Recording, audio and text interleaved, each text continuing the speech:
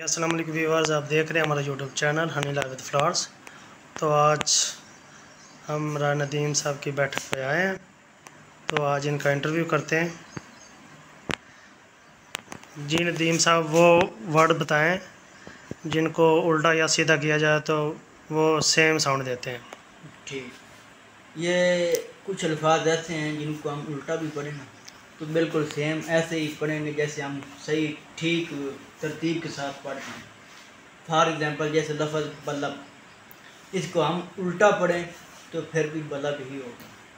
इस तरह लफ्ज़ चम्मच है, जज है, मीम, नून, दात और बाप, नान, और एक बहुत बड़ा लफ्ज़ है दात और दामाद, सास। ऐसे काफ़ी सारे अल्फाज हैं। अगर हम देखें तो मैंने एक बार मरतबा गिने थे, तकरीबन मैंने 250 अल्फाज।